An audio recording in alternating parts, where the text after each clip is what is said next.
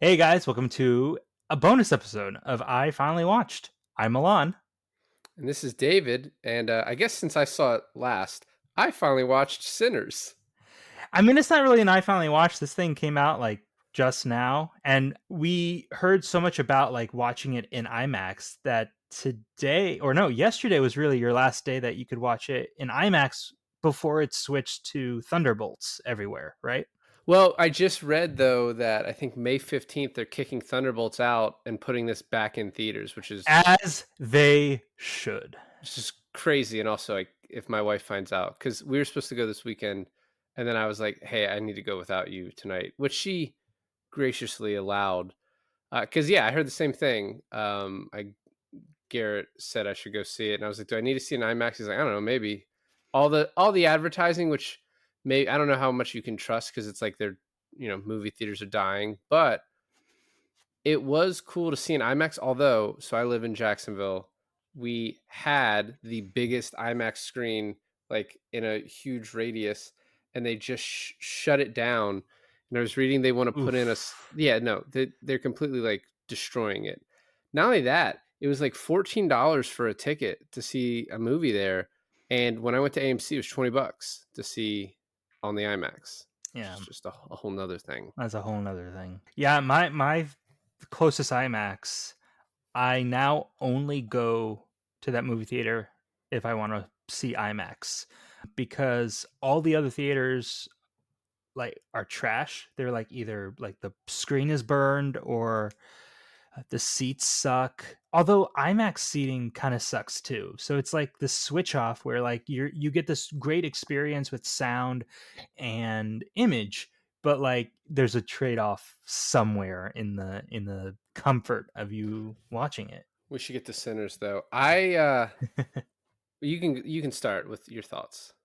Sure. So, heard of the aspect ratio change in IMAX only. I actually don't know if it's IMAX only or if it's just the coolest in IMAX. But then I also heard that they do really cool sound like design in IMAX theaters, which I noticed.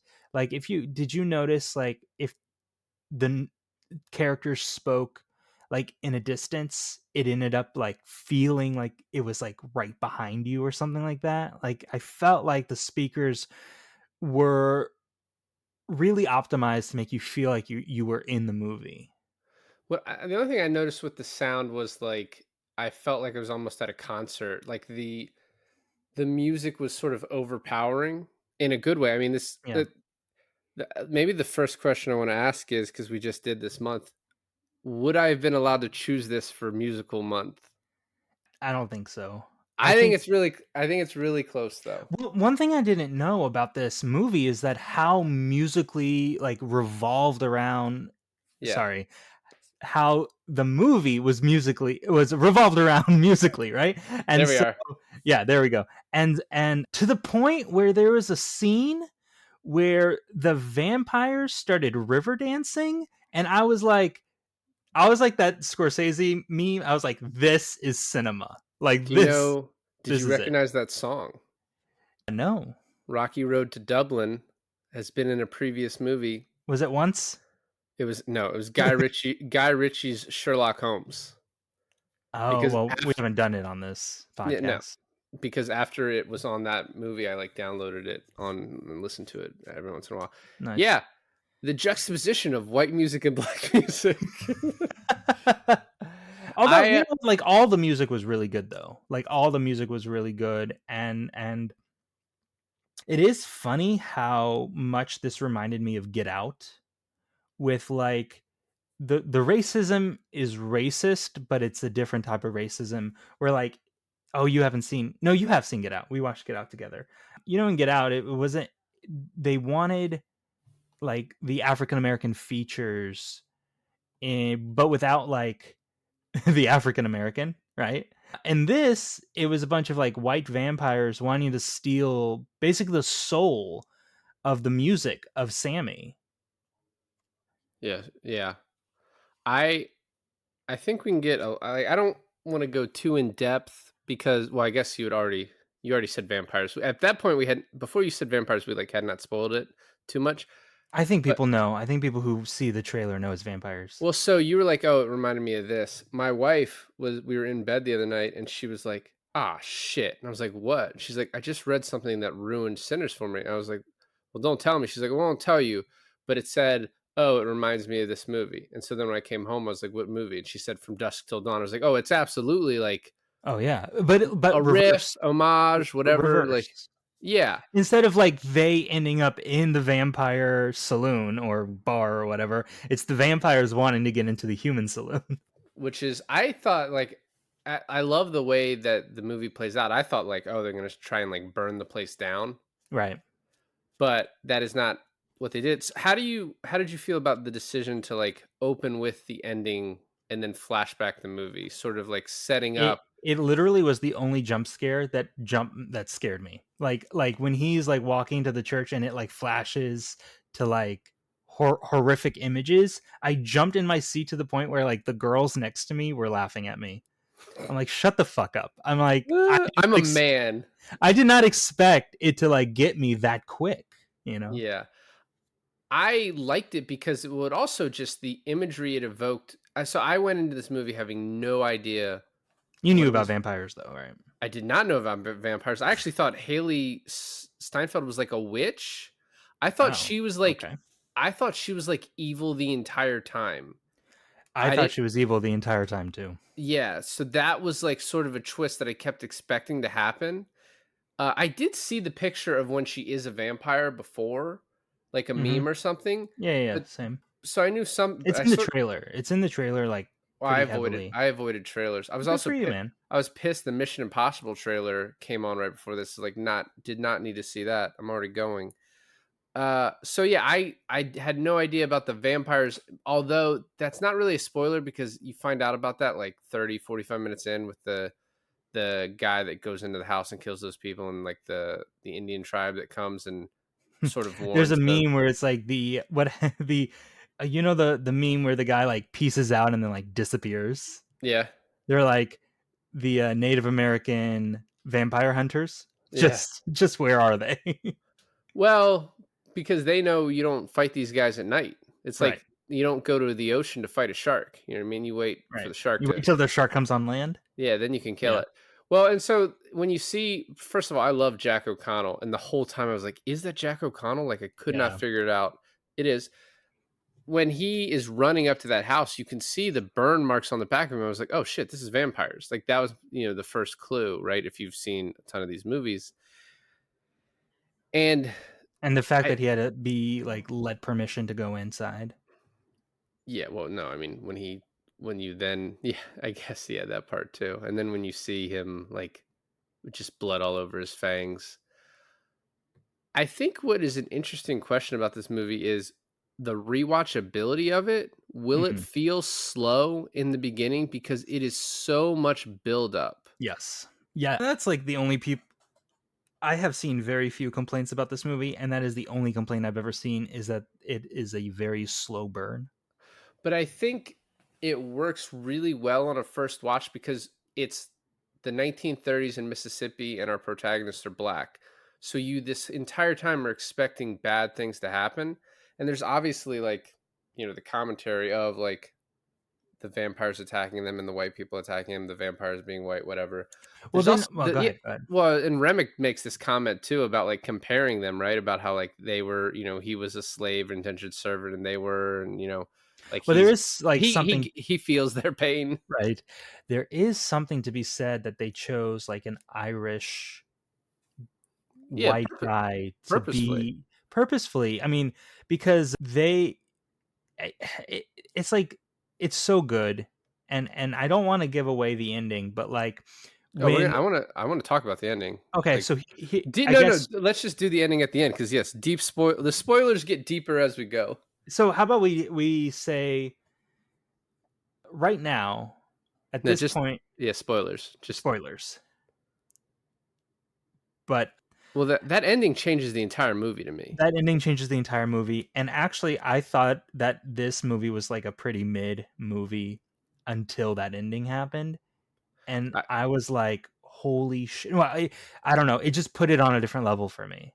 well, so there are a lot of movies that get really built up and then maybe can't meet that. So like Napoleon Dynamite is an example of that where like I saw that way late, people quoting it, you know, Yeah, same. don't take Same. my People were tots, like things like. building it up in your head, like, oh my And then I god. watched it and as I watched it, I was like, if I had never been told anything about this movie, I think I would like it quite a bit.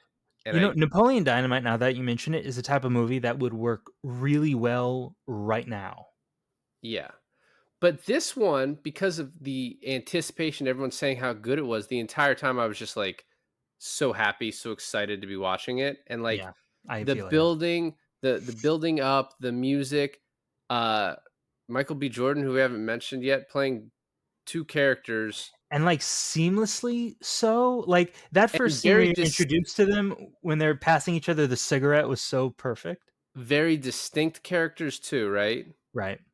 Miles Caton, who plays Sammy, was freaking amazing. Also, his voice, Yeah, dude, his voice. I like was sort of not expecting that. And you were like, "Oh, this movie takes big swings." Obviously, I think the biggest is that musical number in the middle, where they're Yes. just like it weaves in the past and the future. It Dude, was it was the sickest thing I've seen in theaters in a long it time. really worked. It really worked. And that was, let's talk about this scene right now because that was the first aspect ratio change of the movie, and I knew it was coming, like, I knew how do I explain this?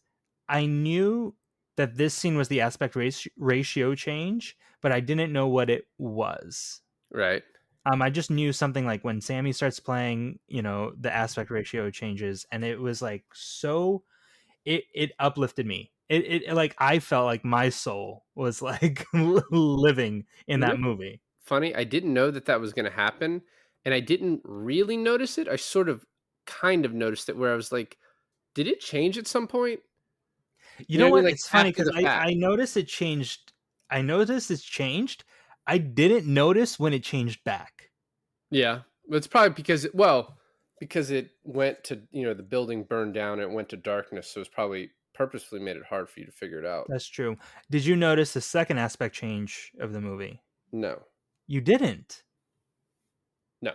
So the first one was when Sammy started playing and all the past and future from like all different cultures came into play.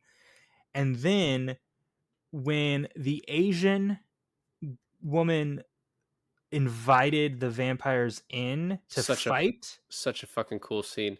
Yeah. that was the second Sorry, aspect continue. change Yeah. ratio change. A lot of things in this movie were telegraphed, but in such a way that when they happened, I was like, "Fuck yeah!" And Yeah, yeah, like, yeah. I knew she was gonna do that. Like, I just knew it, and when she did it, I was like, "Oh my god!" And such a crazy scene. The other thing that I like a brilliant piece of writing to me was, this the beginning lays a lot of eggs for the rest of the movie, and he's like, "Hey, do we need the other? We left the other guns in the truck." And Right. he's like, "Ah, we don't need those." And you're like, "Oh shit."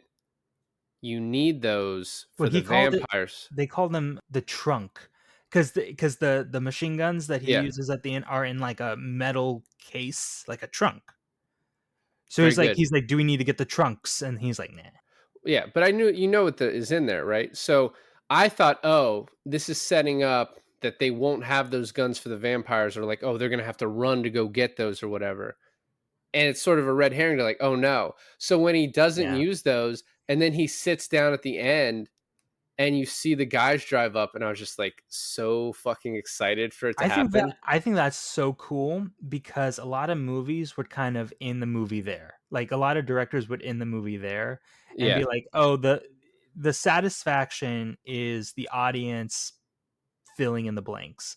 But what Ryan Coogler does, thank God, is he's like, "No, no, no, no. I'm going to show Michael B. Jordan first of all, probably the coolest Michael B. Jordan ever looked in a film. Like when he bit that grenade and threw it, it was like, listen, I'm straight, right? But I mean, Not at come the on, end of that movie. not at the end of that movie. And also, the satisfaction of him killing all those racist guys was so good. Like the way he did it too, right? Yeah, and they didn't it's funny too, it's like none of them had been racist to them, but you just know because it's set up with, like, the vampires, but I don't know. It just seeing I don't know, seeing dudes getting mowed down with machine guns that the movie is labeled evil, like, for whatever reason, it was like it was great. Yeah. I, we have not yet talked about Haley Steinfeld, Yeah. and you told me you were like, "I'll never look at her the same way," and I was like, "Oh," and you were like, "Oh, she's exuding, like, sexiness in this movie." She's And it I don't know if it's sexiness, but it's No, it's something. you know what It's it something. was? I told What? Ashley this. I was like, "This is going to, like, change her career because people are gonna finally, like, see her as an adult." Yeah. Because and I think because, when did True Grit come out? Because True Grit comes out, she is 14. That came out in 2010, so 15 years ago at this point, so she's now 29 or 30. I think this is really gonna, like, kinda change the type of roles she can get, like, going forward, because she says a lot of dirty fucking stuff that you do that you do not expect. Yeah. Yeah. I also have to mention, like, Haley Steinfeld's first role is a short movie, a short film. I think you can watch it on Vimeo. You remember Vimeo? Yeah, I do. I watched a couple of your movies on there. Okay. On Vimeo, there's a short film called She's a Fox, starring Haley Steinfeld.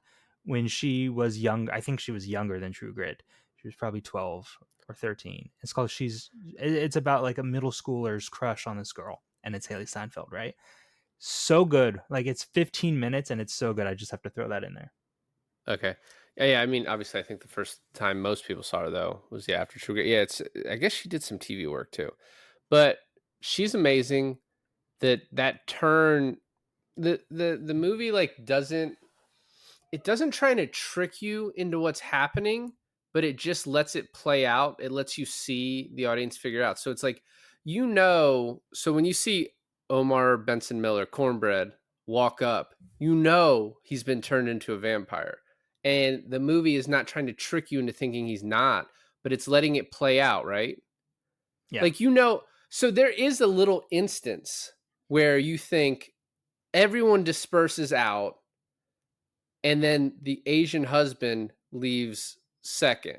And you're like, oh, he got fucked. If he had left with all those other people, maybe he would have been okay. And then you see them all dancing, and the vampires got all of them. No one fucking escaped. And Right. it is, I guess, it's kind of crazy to think that you don't have that scene where they're just fucking people up in the parking lot.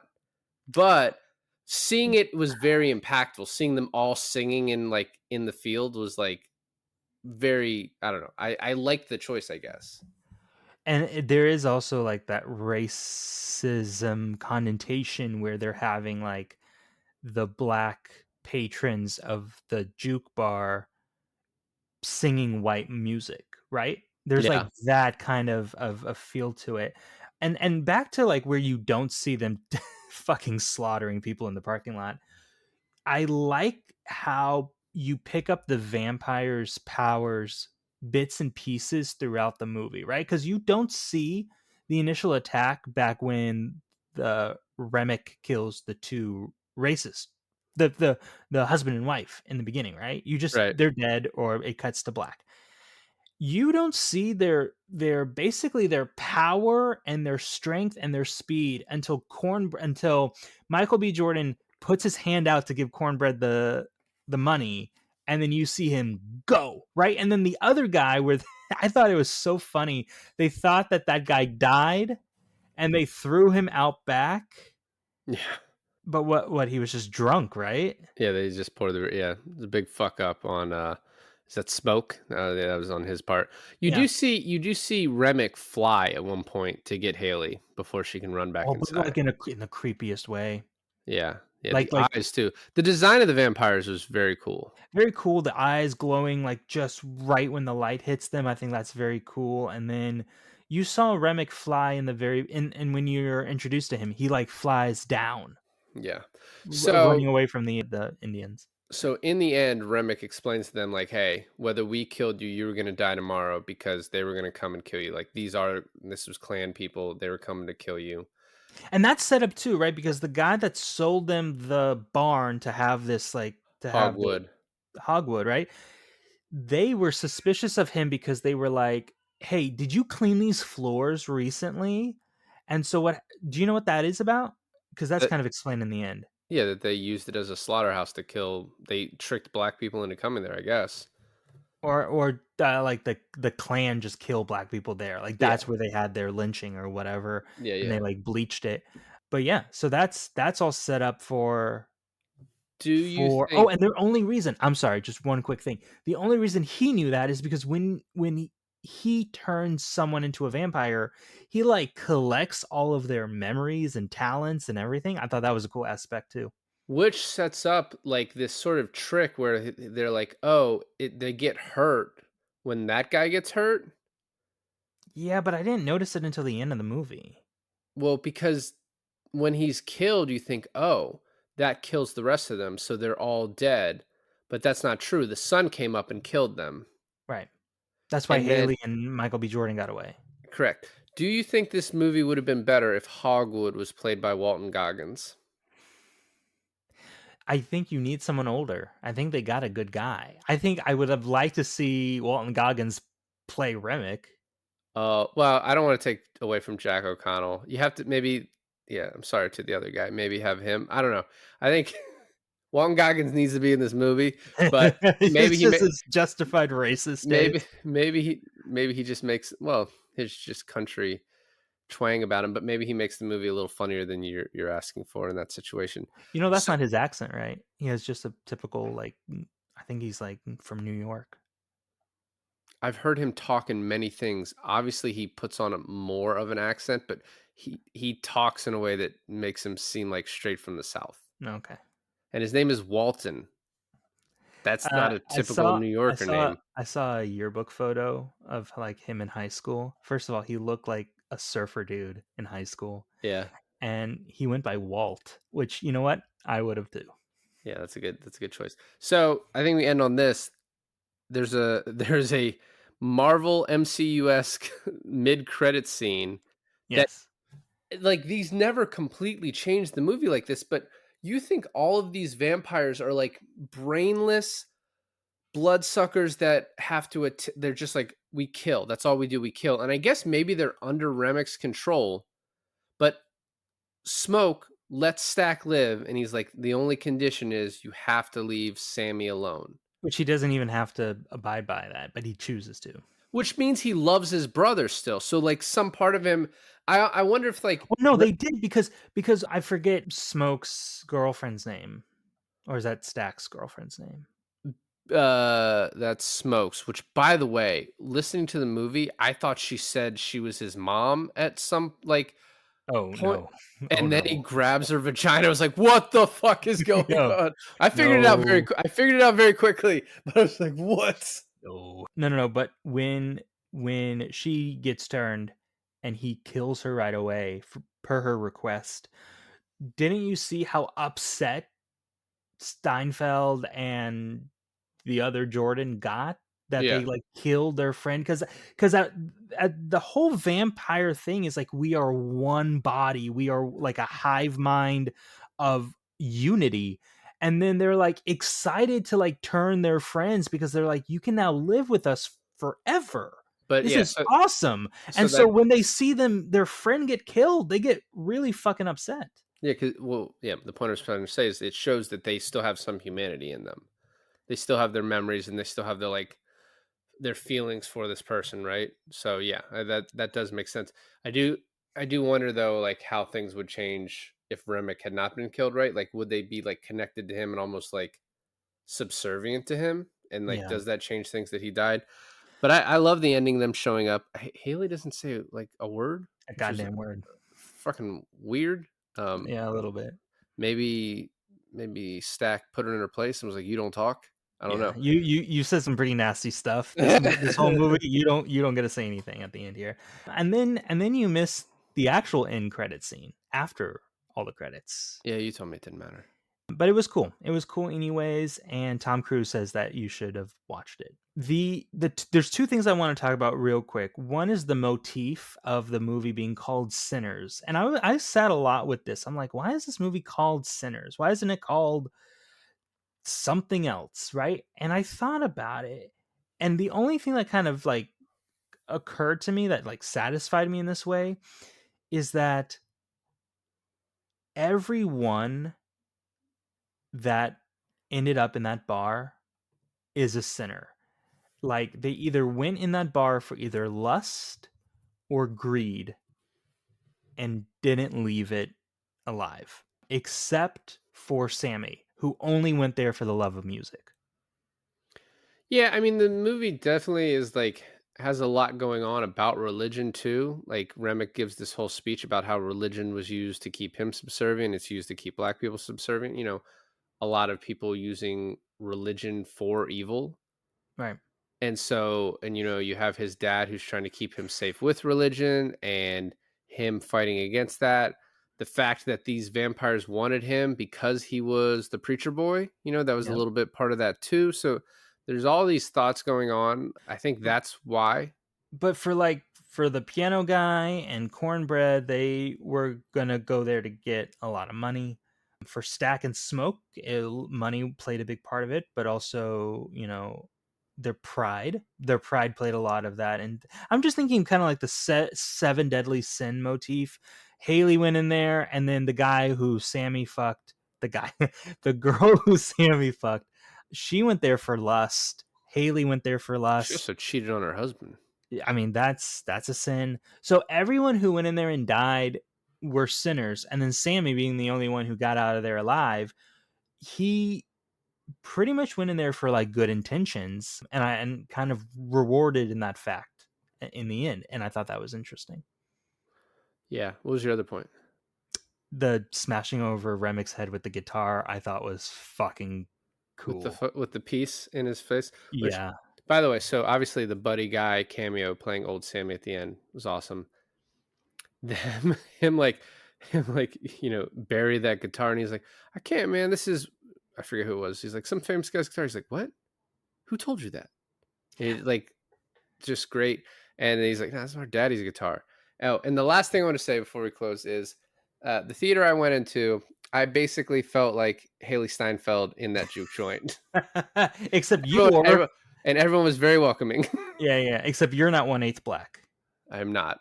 I'm, No, you know, I don't not think that I Haley not that I Steinfeld know. I is, haven't got but her character was. I haven't gotten 23 to me, so who knows? Yeah. Well, Uh, I think the end point of this is, if you have listened to this and you haven't seen Sinners, that's crazy that we ruined it for you. I'm sorry, but yeah, Sinners was amazing. it was amazing, and I think. I mean, there's so much symbolism like that happened earlier in the movie that we just never got to, right? So there's just a lot to this film that I think you can still enjoy it, even though we ruined it for you. But yeah, thanks for listening to another episode, another bonus episode of I Finally Watched. I'm Alon. And this is David, and we watched Sinners. We watched Sinners.